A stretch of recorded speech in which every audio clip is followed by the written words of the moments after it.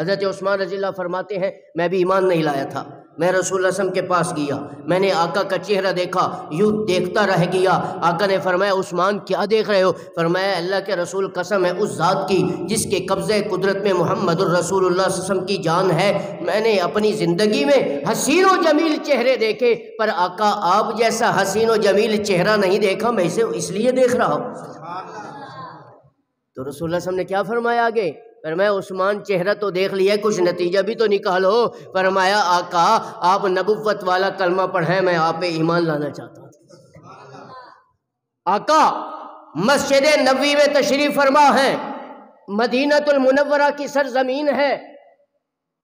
ایک یہودی آیا، اونٹ پر سوار ہے، کسی سے پوچھ رہا ہے کہ حاضر نبی یہ اللہ کا رسول ہے؟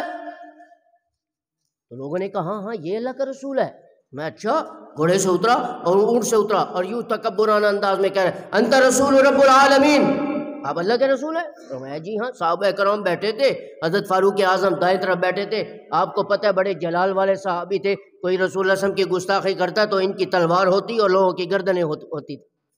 تو فرمایا یا رسول اللہ مجھے اجازت دیں میں اس کی گردن اڑا دوں۔ اسے اتنا بھی ادب نہیں ہے کہ یہ اس عظیم ہستی کی مجلس میں آ رہا ہے کہ جس کی برکت سے اللہ نے پوری کائنات کو بنایا ہے۔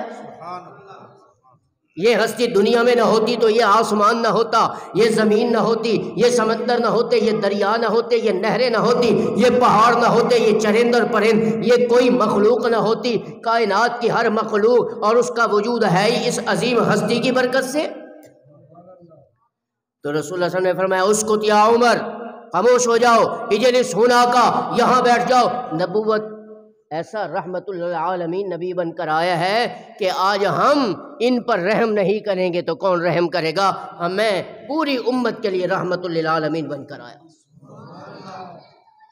توجہ ہے؟ تو رسول اللہ صلی اللہ علیہ وسلم نے فرمایا کہ اس کو ذرا بولنے دو، یہ کیا کہنا چاہتا ہے؟ اس یہودی نے کہا کہ یہ میں ایک مردہ گوہ لے کر آیا ہوں۔ مردہ گوہ، جو چیز مر جائے، آپ مجھے بتائیں وہ چیز بول سکتی ہے؟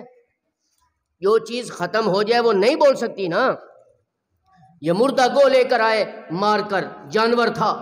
فرمایا یہ مردہ گوہ پڑی ہے، اگر یہ مر کر آپ کی نبوت کی گواہی دے دے تو فقط میں ہی نہیں، میرے خاندان کے سارے افراد نبوت کا کلمہ پڑھ کے مسلمان ہو جائیں۔ ہزاروں صحابہ کا مجموعہ، سارے صحابہ انتظار میں ہیں کہ نبی اس مرنے والی گو سے کیسے سوال کریں گے اور یہ آقا کی نبوت اور رسالت کی کیسی گواہی دیں گے۔ تو یاد رکھیں دو چیزیں ہیں، ایک ہے معجزہ اور ایک ہے کرامت۔ معجزات کا تعلق نبیوں کے ساتھ خاص ہے اور کرامات کا تعلق چاہے صحابی ہو، چاہے تابعی ہو، چاہے تبع تابعین ہو، چاہے علماء ہوں، چاہے صلحاء ہوں، غوث ہوں، کتب ہوں، ابدال ہوں، ولی ہوں، محدث ہوں، مفسر ہوں، کرامات کا تعلق ان سب کے ساتھ ہے، لیکن فقط ایک معجزہ ہے جس کا تعلق نبیوں کے ساتھ ہے اور کسی کے ساتھ خاص نہیں ہے۔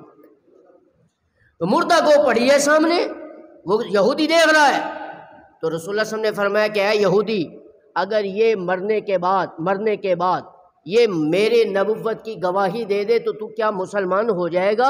اس نے کہا یا رسول اللہ میں نہیں، یہ میرے خاندان کا 100 فرد نبوت کا کلمہ پڑھے گا۔ تو سبحان اللہ آتی ہے، مرضی ہے آپ کی بھائی۔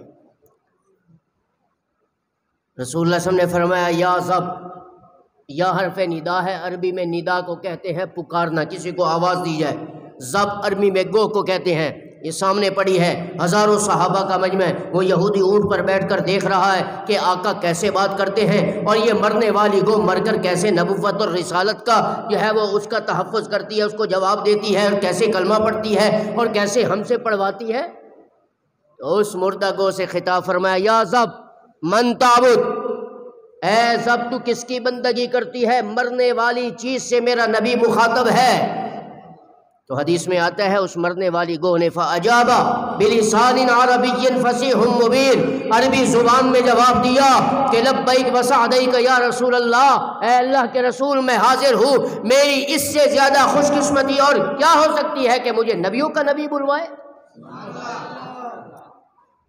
وہ حیران ہو گیا یہودی، وہ ایسا نبی کہ مرنے والی چیز سے سوال کر رہا ہے اور وہ مر کر جواب دے رہی ہے۔ صحابہ کرام نے خوشی سے نعرہ تکبیر بلند کیا اور کہا کہ اے صحابہ کتنے مبارک ہو تم کہ اللہ نے ہمیں ایسا نبی دیا کہ جس کے نبوت اور رسالت کی گواہی مرنے والی چیزیں بھی دے رہی ہیں۔ فرمایا من تعبد، کس کی بندگی کرتی ہے؟ اس مرنے والی گوہ نے کہا من فی السماء عرشہ وفی الارض سلطانہ وفی الجنت رحمتہ وفی النار عقابہ، کہ میں اس رب کی عبادت کرتی ہوں کہ جس کی سلطنت زمینوں پر ہے، جس کا عرش آسمانوں پر ہے، جس نے جنت کو اپنے نیک بندوں کے لیے بنایا، جس نے جہنم کو اپنے نافرمانوں کے لیے جو ہے وہ سزا کا ٹھکانہ بنایا۔ صحابہ دیکھ رہے ہیں، وہ یہودی بھی دیکھ رہا ہے، آقا ان سے سوال کر رہے ہیں اور وہ مرنے والی گو میرے نبی کو جواب دے رہی ہے۔ پھر اس کے بعد آقا نے فرمایا من انا، میں کون ہوں؟ اس نے کہا انت رسول رب العالمین وانت خاتم النبیین، قد افلح من صدقتا وقد خاب من کذبتا۔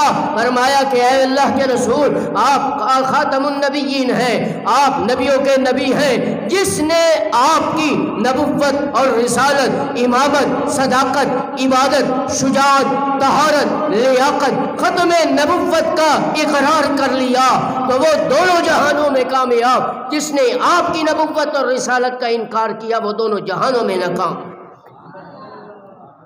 اس کے بعد آقا نے فرمایا کہ اے یہودی اب نے تو یہ مرنے والی گوہ نے جواب دے دیے ہے، اب تو کلمہ تو پڑھ لے، یا رسول اللہ اجازت دو میں ابھی گھر والوں کو لے کر آتا ہوں۔ سب کو لے کر آیا اور اس سے سوالات کا جواب سن کر اور اس مرنے والی گوہ کے یہ مناظر دے کر سارے کے سارے خاندان کے لوگ نبوت کا کلمہ پڑھ کے مسلمان ہو۔